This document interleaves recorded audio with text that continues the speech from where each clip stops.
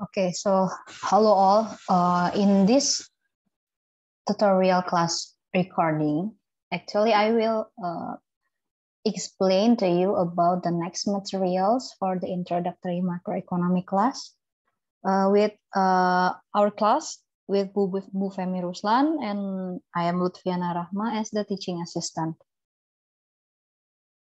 Okay, so in this chapter or in this tutorial class, we will study about the saving, investment, and the financial system, which is you can see and read in the main Q in chapter 26.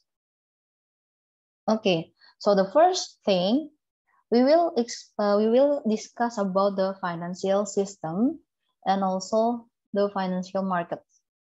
Yeah, so what is financial system and what is financial market? First, financial system. Financial system is the group of institutions in the economy that help to match one person's saving with another person's investment. So basically, a financial system is a system or a group of institutions, that help to match, the people who saves. This is the people who saves, and then actually when you save money, you can save it in financial intermediaries or in a financial market. You can save in both of them. And then this financial system accommodate the people who save money, and distribute the money later to whom who want to invest the money.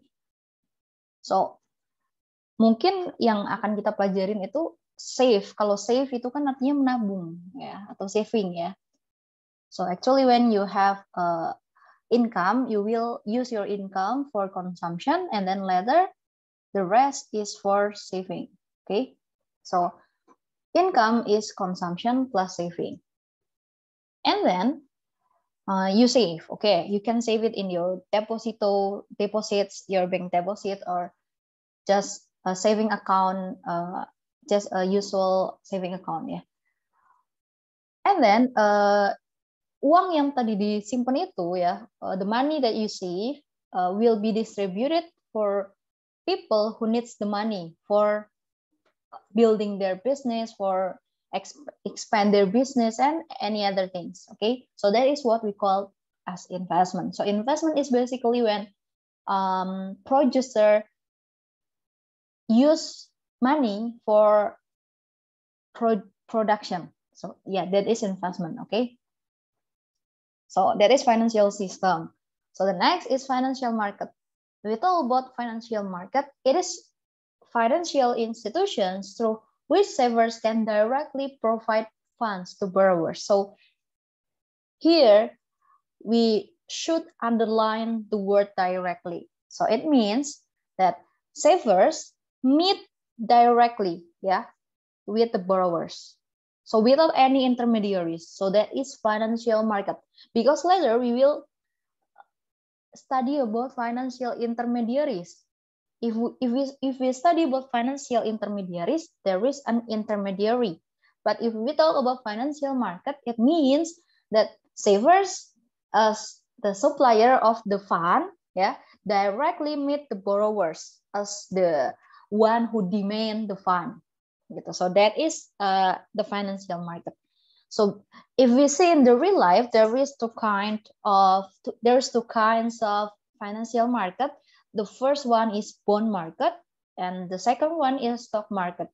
As you have known, a bond is a certificate of indebtedness that specifies the obligation of the borrower to the holder of the bond. For example, you bought Unilever bond, gitu ya. Kamu beli obligasi, kalau di bahasa Indonesia itu bond itu artinya obligasi. Kamu beli obligasi dari PT Unilever, so you bought Unilever bond, gitu ya. It means that Unilever in debt to you. Ya, jadi maksudnya artinya adalah Unilever utang ke kamu. So it means that in the future Unilever has to pay Unilever will have to pay some amount of money to pay you back. Okay, so the next is the stock market. Yeah, the difference between bond and the stock is the characteristic of the money that you put in or you give for the borrower. If it is bond, then it is their liability. Yeah, if we talk about the capital structure of a company, there will be liability and also equity. Okay, so bond is liability. Meanwhile, for the stock, it is the equity. So if you have a stock for Unilever, yeah, so it means that you have partial ownership. You are contributing to that company's equity. It means that you have a claim to a partial ownership in that company, and hence it represents your ownership in that company. And therefore, later if that company has a profit, you can claim the profits that the company makes. Yeah, so that is the difference between bond market and also stock markets. So next, before we study about financial markets, so yeah, if we draw it in a graph, financial system can be divided into two. Yeah, the one that we have studied and discussed is financial market. And in the next slide, we will discuss about the financial intermediaries. Okay, so if in the financial markets, the savers and the borrowers meet directly. Meanwhile, in the financial intermediaries, they meet indirectly through an intermediary, which can be bank, which can be mutual funds, pension funds, and any other financial intermediaries. Okay, so we talk about financial intermediaries. Financial intermediaries is financial institutions through which savers can indirectly provide funds to the borrowers. So the financial intermediaries are the third parties between savers and borrowers. So the two of the most important financial intermediaries in our economy, we can see that it is a bank. You save the money in the bank, yeah.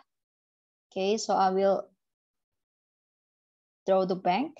You save your money in the bank, and then the bank will distribute later. Yeah, the bank will give the money to the people who need it.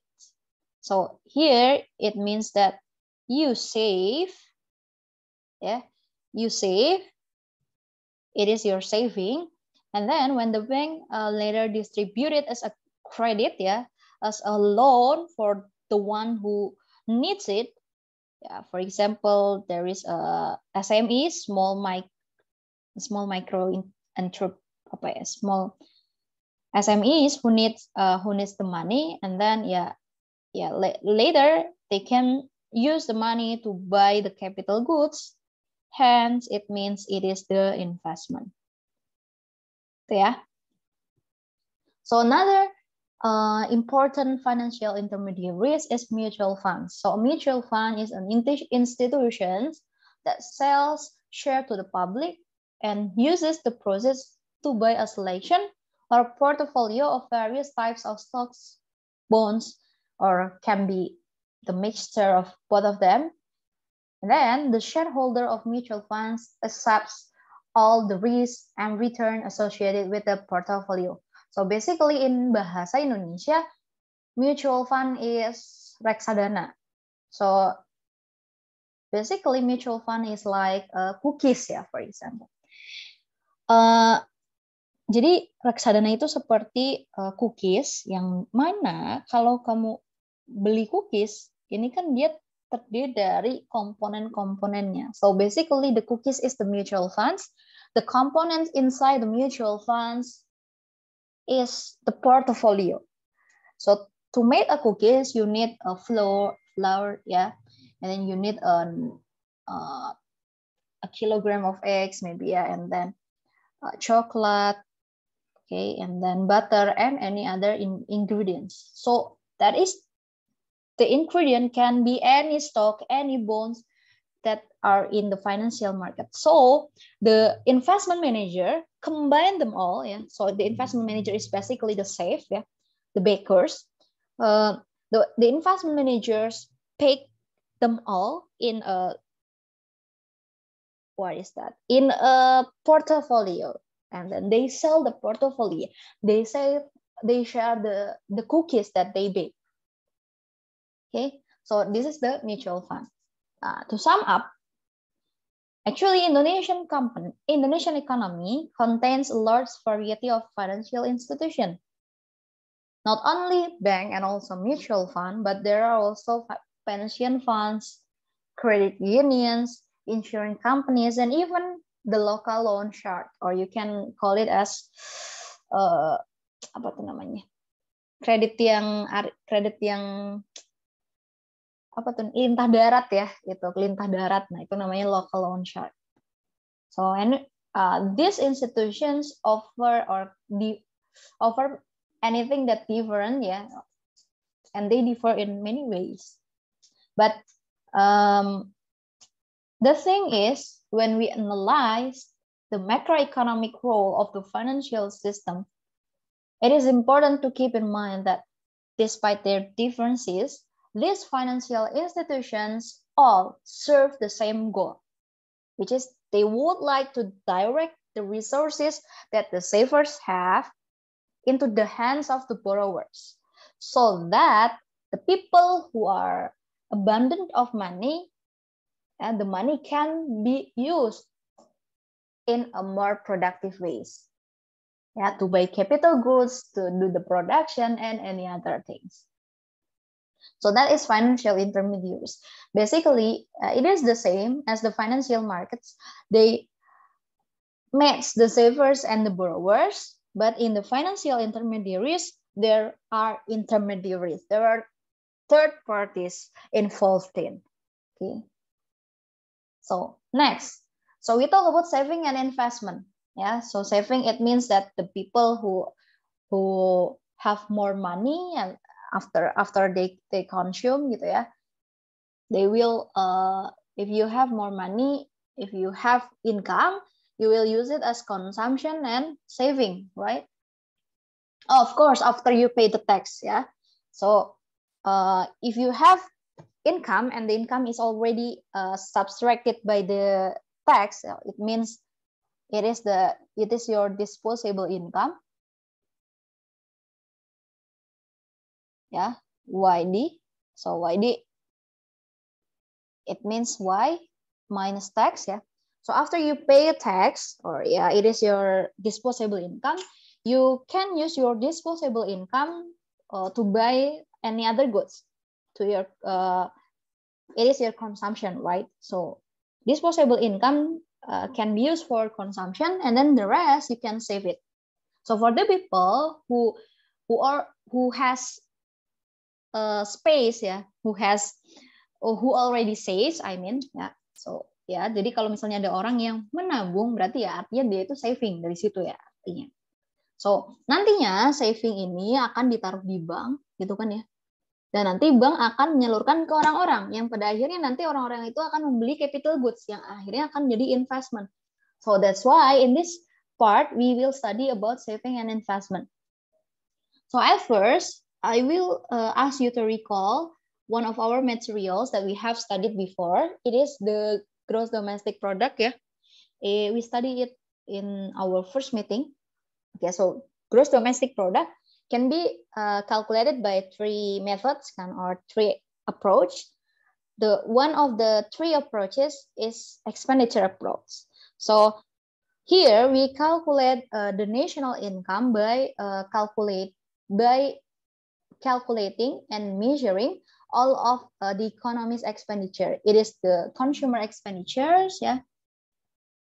It is the consumer expenditures, or we call it as C, and then next there is the producer expenditure, or it is the investment, and then there is the government's expenditure. Yeah, it is the G there, and then there is net export. Net export is export minus import, yeah. But right now we are assuming that our economy is a closed economy, so of course there will be no net export. So our equation remains Y equals to consumption plus investment plus G.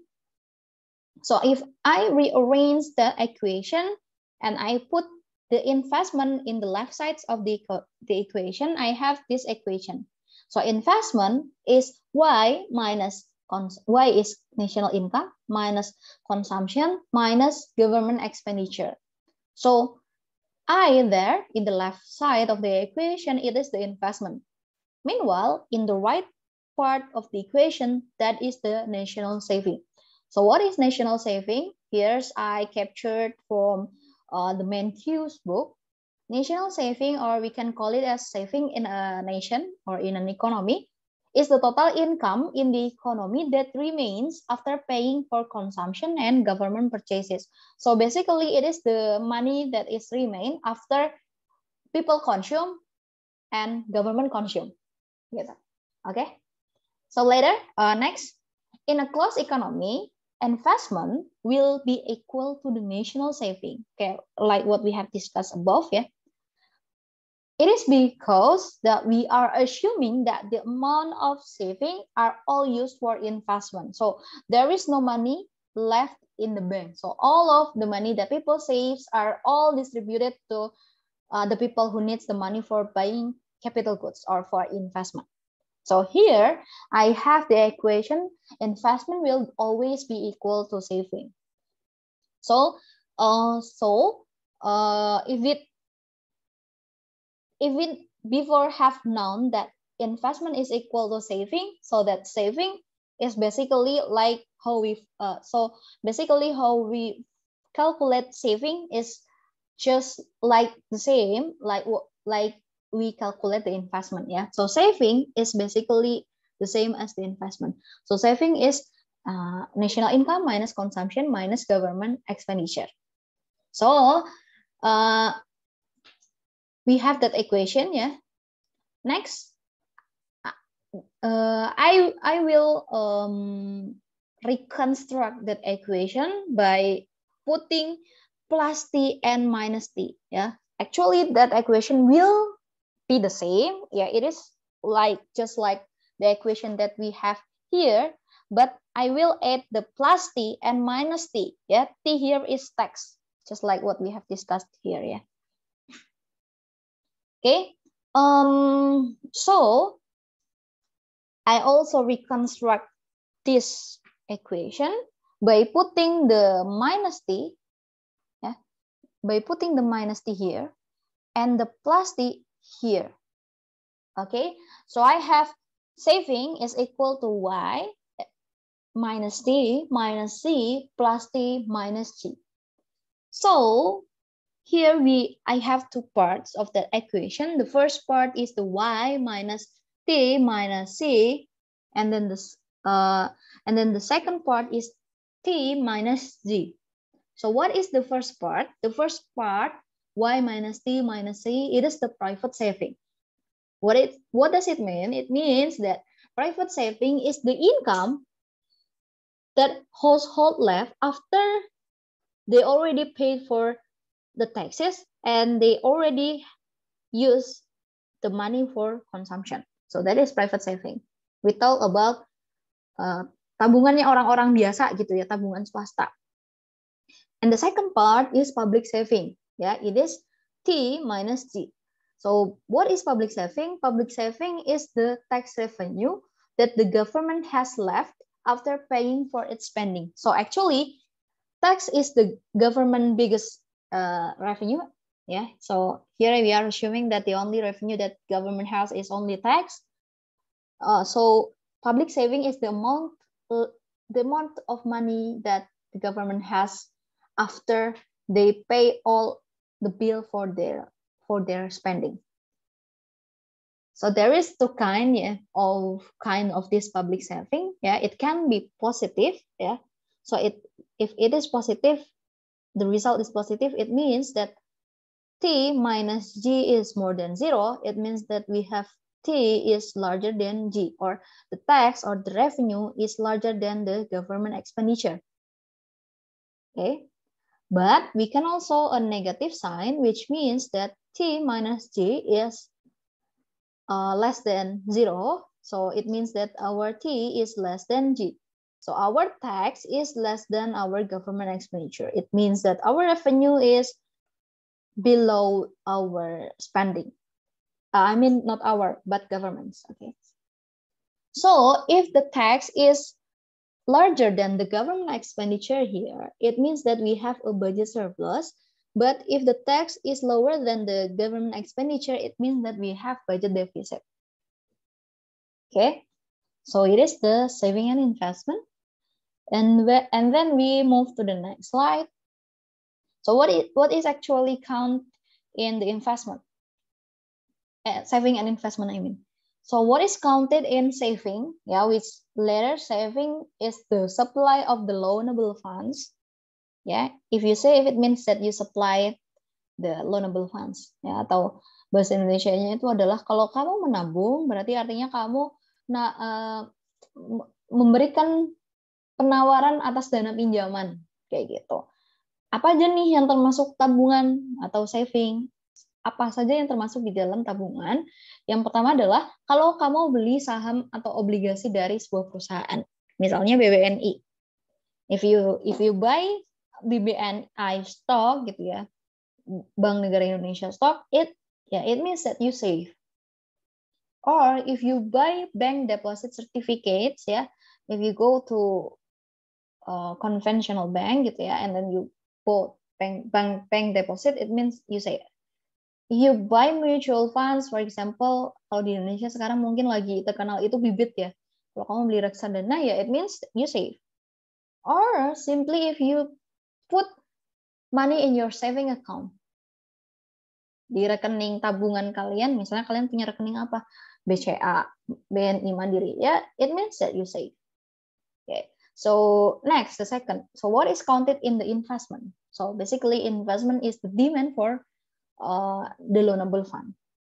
If you invest, for example, here investment is if you build a new plant gitu ya, bikin pabrik baru, if you buy new machines, new equipments, beli mesin baru, beli peralatan baru, beli rumah baru, atau kamu punya persediaan barang dagang, actually to buy this capital, you need to borrow from the financial institution.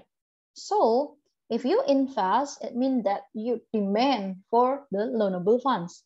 You borrow from the financial institution. Okay, so that is what is counted in saving and also in investment. Next, so after setelah menyinggung tentang supply of loanable funds and demand of loanable funds, when we talk about supply and demand, in the end, we will talk about the market itself. Okay, so now we talk about the loanable fund markets. So market for loanable funds is the market in which those who want to save supply funds and those who want to borrow to invest demand funds, gitu ya.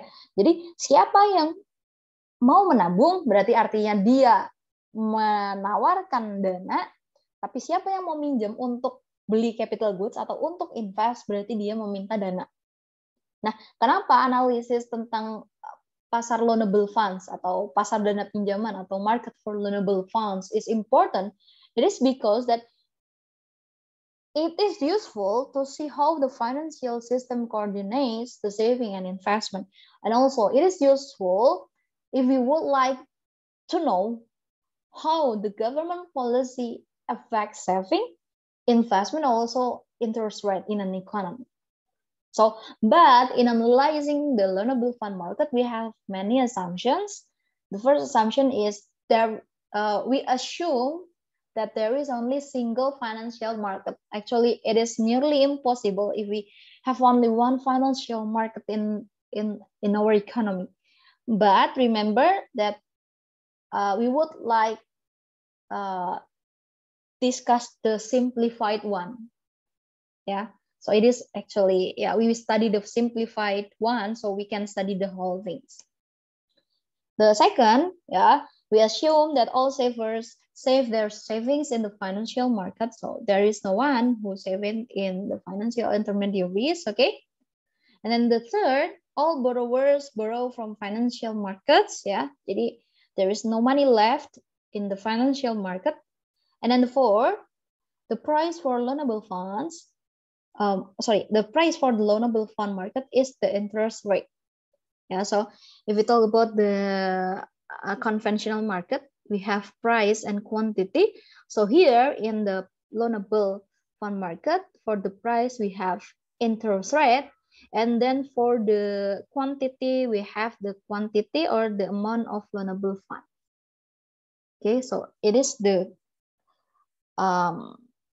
y-axis and x-axis in the loanable fund market. But remember, there is only one interest rate, which is both the return to save or the saving interest rate is the same like the cost of the borrowing or the credit interest rate. Jadi kita menganggap tingkat suku bunga ketika kalian minjem uang sama ketika kalian naruh uang, nabung, itu sama. Nah, ini kan nggak mungkin terjadi di dunia nyata ya. Jadi ini emang versi yang paling simple. Di dunia nyata biasanya adalah tingkat suku bunga kredit lebih tinggi daripada tingkat suku bunga tabungan. Jadi ada spread-nya, ada jarak. Ya, there is a spread, there is ada selisihnya gitu ya antara saving interest rate and also borrowing interest rate because the spread is the bank's profit. Ya, keuntungan bank itu dari selisih antara bunga tabungan dan bunga pinjaman. Ya, tapi di sini kita menganggap ya mereka sama nilainya. Ya, so it is assumption, okay? But in real life there is no such thing like that. But it is remember that if we talk about interest rate here, when you see the term interest rate, you should remember that we are talking about the real interest rate. Yeah, remember before we study about the Fisher's effect, yeah, that the nominal interest rate is equal to the real interest rate plus expected inflation, right? So here, if we talk about interest rate, it means our real interest rate. Okay, next ya, we talk about a loanable market. It is the supply. Ya, the first thing yang pertama akan kita pelajarin itu adalah pasar dana pinjaman, tapi yang supply. Nah, to recall, the source for the supply in our loanable fund market comes from national saving, ya, like what we have discussed before. Okay, and if we talk about the supply, like any other supply curve, this supply is positively sloped. It means that the loanable funds, the loanable funds supplied, the number of the loanable funds supplied is positively correlated to the interest rate. Yeah, this means that if the interest rate rise, yeah, from 3% to 6%, savings will increase again. Yeah, from 60 to 80. Yeah, so from point A to point B here, if you see that there is an interest rate rise, so savings will be more attractive. So that savings and the supply of the credit funds will increase. So remember, imagine that you have a higher interest rate, you will save more because it is so attractive. Ya, coba misalnya kalian punya uang 100 juta, ketika tingkat suku bunganya 3 juta, kalian hanya dapat return 3 juta rupiah. But if the return is 6%, it means that annually you will get 6 million rupiah.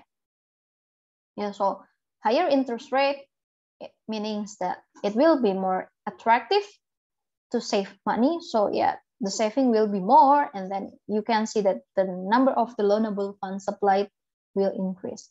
So here it is the what we call as the movement along the curve. Yeah, we are still in the same curve, so it is the movement along the curve.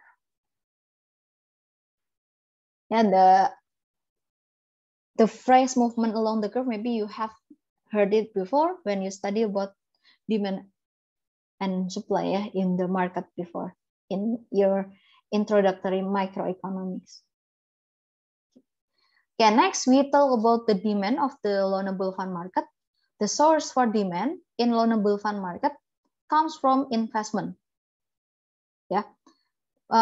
So if you see in the curve, yeah, in the demand curve is negatively sloped. It means that the quantity of loanables demanded, yeah, the quantity of loanable funds demanded is negatively related to interest rate. Why? It is because if the interest rate rise, the cost of borrowing will increase, so investment will be less attractive. Yeah, but in this image, yeah, in this curve, in this graph, you see that there is a decreasing amount of interest rate. If the interest rate is going down, it means that the cost of the borrowing is cheaper. So people borrow more. The demand will be higher. The demand for the loanable funds. So yeah, from point A to point B, that is also the movement along the curve. Movement along the demand loanable fund curve. Okay, and then if we talk about the equilibrium of the market, gitu ya. So yeah, just like the equilibrium that you have studied before, the equilibrium is the apa ya? Titik pertemuan ya antara supply dan demand. So here is the equilibrium point. Equilibrium occurs when the supply of the loanable funds equals to the demand of the loanable funds. This means that when a balance occurs, the demand for loanable funds or investment, yeah, here, the demand for the loanable funds, or it is investment, right, will be the same like the supply for the loanable funds or saving. So that is the equation for the loanable fund market equilibrium. It is investment equal to saving. Okay. Next. Now, the next part, we will talk about how government policy affects loanable fund market equilibrium. There is so many government policy that can affect the equilibrium in the loanable fund market. The first one is the saving incentives. Kalau kalian lihat di sebelah kanan, if you see in the right part of the slides, adanya kebijakan insentif untuk mendorong masyarakat untuk menabung, or if there is a saving incentives that force or that encourage people to save more, it will shift the supply of the loanable funds curve, the supply curve, to the right. Yeah, so it means that our equilibrium will change from point A to point B. It means that our interest rate equilibrium is moving from 5% to 4%. And the quantity for the loanable funds, or the number of the loanable funds, the amount of the loanable funds also will increase from 60 to 70. Yeah, so here we can see in the third box, adanya peningkatan pada penawaran dana pinjaman akan direspon dengan penurunan tingkat suku bunga. Maka investment akan bertambah, namun dengan asumsi faktor lain dianggap tetap. Jadi tidak ada perubahan lain di sini. Tidak, demand-nya juga tidak berubah ya. The demand is still stay there. Okay, the one who saves is only the supply curve. Nah, the saving incentives, for example, in the real life, is there is a Central Bank of Indonesia policy to encourage people to save more, atau gerakan rajin atau gerakan gemar menabung gitu ya. Nah, that is the saving incentives. The second policy is the investment incentives. If there is a policy that encourage people to invest more, it will shift the demand to the right. Ya, for example, kalau misalnya ada nih contoh pemangkasan kebijakan proses perizinan investasi. So the bureaucracy becoming more easier. It will make the demand go to the right. Why? Because investment is part of demand. If there is investment incentives, it means that more people will invest. So yeah, of course, our demand will shift to the right. So here we can see that from point A to point B, where after the demand has shifted to the right, we can see that our equilibrium moves from point A to point B. So it means that our interest rate going up, and then our quantity of loanable funds or our loanable funds is increasing from 60 to 70. Okay. Next, the third policy is the budget deficit.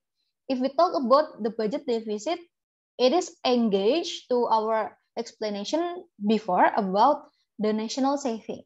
So basically, national saving is Y minus C minus G, right? Or national saving is Y minus T minus C plus T minus G. So it is the private saving, yeah, plus here is the public saving. So national saving or saving, yeah, is private saving plus public saving. Now, if there is budget deficit, it means that it can be the tax going down or the government expenditure going up, but both of them will result in decreasing public saving. If the amount of public saving is decreasing, it means that the amount for national saving is also decreasing. So it means our saving is decreasing. Remember that saving is part of the supply for the loanable funds. So if the national saving is decreasing, the supply for the loanable funds will shift to the left. Okay. Now, if the supply shift to the left, then we will have that we will know that the equilibrium will move from point A to point B. It means that our interest rate is going up and our quantity of loanable funds is going down, yeah, is decreasing. Now, so you can see that there will be an increase in the real interest rate and then a decrease in the loanable fund. So here, like we have known, yeah, the interest rate, the real interest rate is increasing. What happens if the real interest rate is increasing? Yeah, remember that if the real interest rate is increasing, it means that the cost of the borrowing, ya, harga dari meminjam, kalau lu mau minjem, kalau kamu mau minjem, ini bakalan makin mahal. Artinya orang-orang jadi nggak minjem, mereka jadi nggak punya uang buat investment. So it will result in the decrease of the investment. Yeah. So remember that investment is part of the national income, right? If the investment is decreasing, there will be a multiplier effect. That it means it will lead to the decreasing of the national income in a more severe way, in a larger amount, because there is multiplier effect. So it is so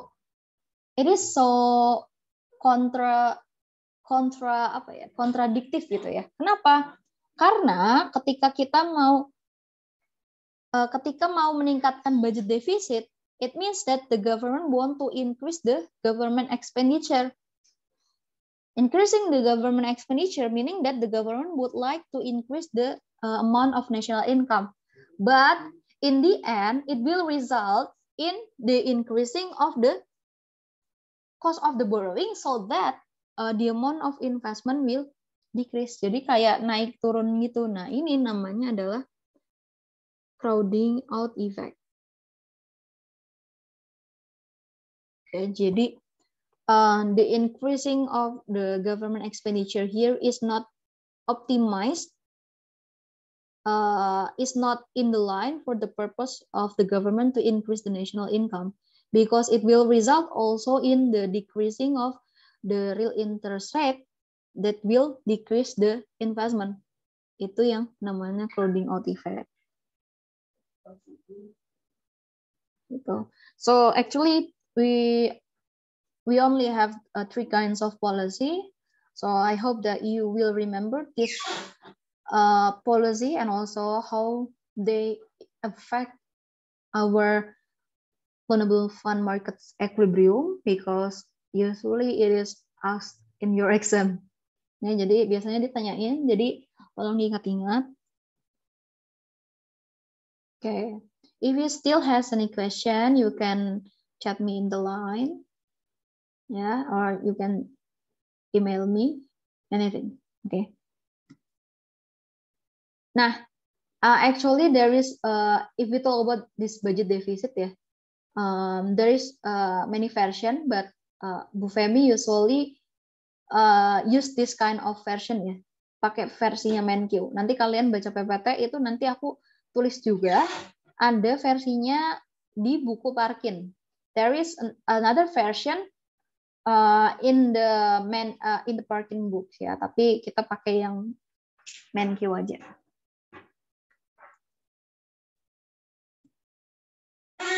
Okay, so continuing our discussion about crowding out effect. This crowding out effect can be bad influence for our long run growth, because as we can see that the crowding out effect will bring impact in our national income, yeah, because it decreases our investment, hence it decreases our national income. So it is kind of obvious that the decreasing of the national income will decrease our living standards in the long run, yeah, because the national income is decreasing. Okay, so I think that's all about the explanation. Okay, now in this part I have 4 questions, but actually I will not explain it all. What I will explain is, I think I will explain about kayaknya yang ini aja ya. Nah, yang ini number 4. Diketahui bahwa PDB negara Garuda adalah 320 triliun. Or in English, nanti kalau kalian exam pasti bakal dalam bahasa Inggris ya. Don't worry, because your exam will all is in English. Jadi kayak tenang aja. Diketahui bahwa PDB negara Garuda adalah 320 triliun. So it means our GDP, our national income is 320 trillion. Okay, trillion. Okay, trillion. Our pengeluaran konsumsi adalah 20 triliun, or the consumption expenditure C is 20 trillion. Pengeluaran pemerintah or government expenditure D is 50 trillion. Dan tabungan pemerintah or the government saving, remember government saving, tadi kita belajarnya di mana ya government saving? Before we have known that Y is equal to C plus I plus G, right? It is in a closed economy. Okay, so I will modify the equation by putting the C and G in the left side of the equation. Here, investment. So it is our national saving. So it is the national investment. So, yeah. And then, if we talk about national saving, so saving equal to Y minus C minus G. Yeah, saving equal to Y minus T minus C, yeah, plus T min G. Yeah. After modifying for some steps gitu ya. Stepnya tadi udah dijelasin sebelumnya ya. It is the private saving. Okay, and then it is the public saving. Nah, so when kalau ditulis tabungan pemerintah, so it means that it is the public saving. Ya, public saving. So the public saving T minus G is 20 trillion. By knowing this kind of equation atau information, actually we will have the information of the number of tax. Ya, tax min G is 20, tax min G itu adalah 50. So the amount of tax is 70 trillion.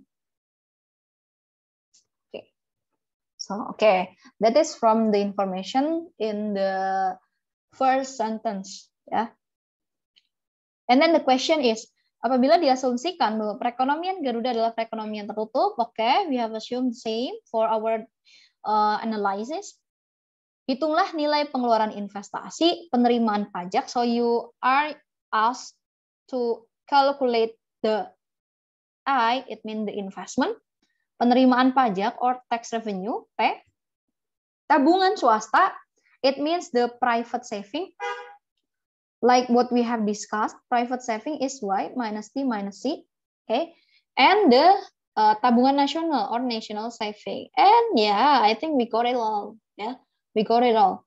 First is the investment, okay, the investment. Investment is equal to national saving, right?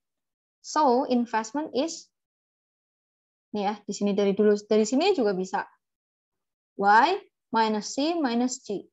Y-nya 320, consumption-nya 20, government expenditure-nya 50. So our investment will be 250. Okay, so that is for investment answer. Okay, for tax also answered ya tadi 70 triliun. Okay, answered. For the private saving. So private saving is Y minus T minus C. Y 320, tax-nya 70, consumption expenditure-nya 20. So it is 230 ya. So it is the private saving. Next, the national saving. Okay, so if we talk about financial saving and national saving, you can use private saving plus public saving. Okay, for the private saving is here, verse 30 or 230. And then for the public saving, we can use T minus G kan? From this. Okay, so it is 20. So our national saving is 250. Okay, so what we got from investment 250, national saving juga 250. So yeah, it is equal, right? Equal. Okay, and then we go to the B part ya, part B or question B. Misalkan pemerintah Garuda merencanakan stimulasi perekonomian dengan melakukan berbagai penyederhanaan perizinan investasi. So the Garuda economy would like to give investment incentives by making the bureaucracy more easy. Ya. Jelaskan dampak kebijakan tersebut. How is the policy affect? How does the policy affect the loanable funds markets? Nah, gunakan grafik permintaan dan penawaran. Use the demand and supply graph to explain your answers. So we draw first about the, so it is interest rate, it is the quantity of the loanable funds. We draw our first equilibrium. It is the supply of the loanable funds, and here is the demand for the loanable funds. In these images, we have our equilibrium, our first equilibrium. It is the real interest rate for 1, and then it is the quantity of the loanable funds 1. So the tax incentives, the investment incentive, like what I have explained before, it will make our demand curve shift to the right. Yeah, shift to the right.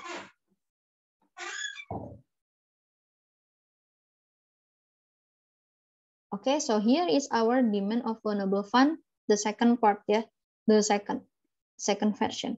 So if we see our second loanable fund demand, yeah, we will have a new equilibrium with our interest rate is rising, and then our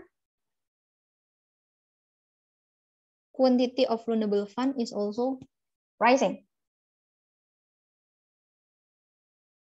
Okay, so here, like what we have discussed before, it will affect our interest rate to be rising, yeah, to be raised, and also our loanable fund is also increasing. Okay, so the impact interest, our real interest rate is rising, and then our quantity of loanable fund is also rising. Okay, so that is how you could answer the question in your exam sheet, in your answer sheet, exam answer sheet, by explaining them in a clear way, ya. Because Bu Femi selalu suka kalau kalian menjelaskannya dengan